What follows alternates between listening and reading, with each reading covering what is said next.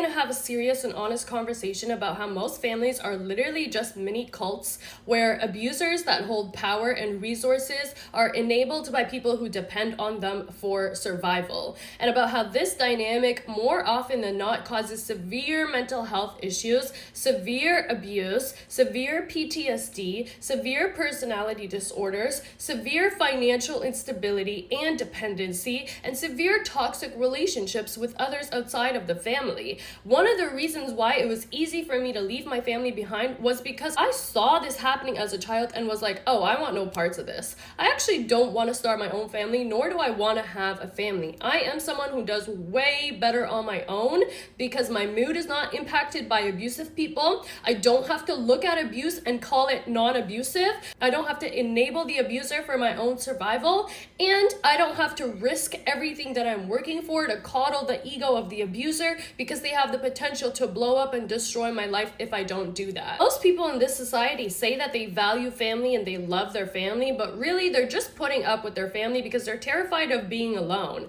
And I think that that's cowardly. I think that those of us who walk away from our families and decide to live lives for ourselves are really the bravest soldiers, because it takes a lot of courage and a lot of willpower to look at your family in the eyes and be like, I love y'all, but this is not working for me, and I'm done pretending that it is. And dip out of there and start your own life and live your own life and depend on yourself for survival and for resources and for income. Yes, it's hard, but it's way easier for me in comparison to living under the same roof as an abuser, surrounded by people who are gonna look at the abuse happening and close their eyes and be like, it's not abuse. It's not abuse because they're family. It's not abuse. It's not abuse. We need to forgive. Family sticks together. Forgive, forgive. Family, family, family. And they never, ever take justice for the person who got abused. And then that person grows up with resentment and turns into an abuser themselves. Families are the biggest enablers of abusive people and the biggest creators of abusive people, because families care more about the image of family and about saying that they have a family than about the health of the family and the mental well-being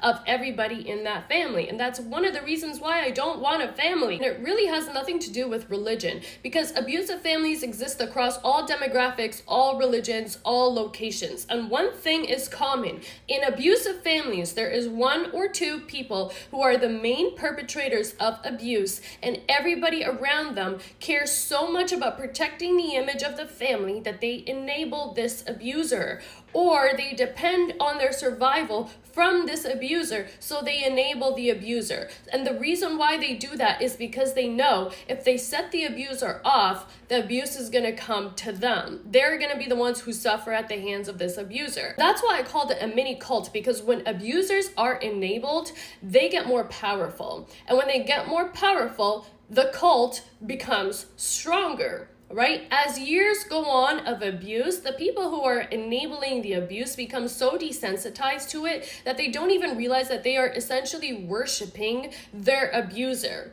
But the abuser can see that. The abuser can see the worship. The abuser can see the unequal power dynamic. The abuser knows that they hold all the power and the resources, and the abuser knows that everybody depends on them for survival. So they get gassed up, and they start abusing this family more, knowing they're not gonna go anywhere because that's their cult. That's their cult of members who worship them and depend on them for survival. And then these are the same family members who will turn around and point at the person who walked away, or the person who's refusing to get married, or the person who wants to stay single, and make them feel like they're the bad guy. Make them feel like they're crazy for wanting to be by themselves and not wanting any part of the abuse that's going on in the family, not even wanting to stay in touch because knowing about the abuse is destabilizing to their mood and their well-being. So they want no parts. They want to continue living their life normally, by themselves, for themselves. It's crazy how this society looks at those individuals who are living for themselves, by themselves, as selfish, instead of the abusers who create mini cults and continuously birth children only to abuse them further, only to strengthen their own ego and importance in this world, because they know they're so small that if they didn't have a family, they would self-delete. because they're so unimportant. And that's why the family propaganda has to continue, right? Because if more and more people start waking up and stop wanting to start a family or stay a part of their family, then the abusive dynamics fall apart. Then the narcissists get exposed. Then the mini cults dissolve, and all of these abusers are left standing on their own on their pathetic mountain of lies that they perceive as power. They have no one to turn to siphon energy from to make themselves feel important. If you ask me, those abusers are the real selfish ones, and the people who walk away deserve to walk away, and they deserve to live a free, safe life, an independent life. Just because we share DNA doesn't mean I have to be tied to you forever. And having this mindset as a child is what made it possible for me to leave my family. I've never felt dependent on my family. I've never felt like I'm not going to be successful without them. I've never felt like I needed a family. I've never felt like, oh my God, without my family, what am I going to do? Because what am I going to do with a bunch of people who enable an abuser?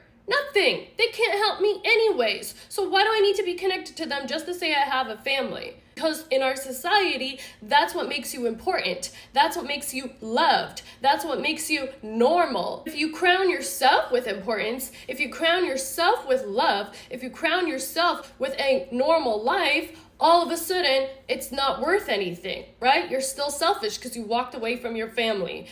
This needs to stop. More and more people need to start leaving their families behind. Leave these abusers behind. I don't care if they're related to you. I don't care if it's been years and years and years. I don't care if you have children with this person.